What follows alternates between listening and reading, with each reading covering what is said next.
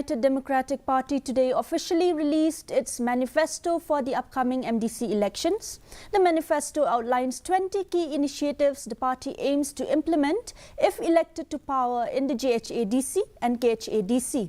In his address, Working President Titos Khan highlighted several key areas of focus for the UDP, including empowering district councils and strengthening the judiciary system.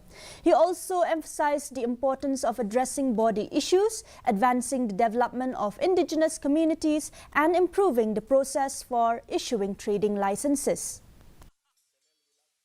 Main focus in our manifesto, first of all, is how to empower the district council.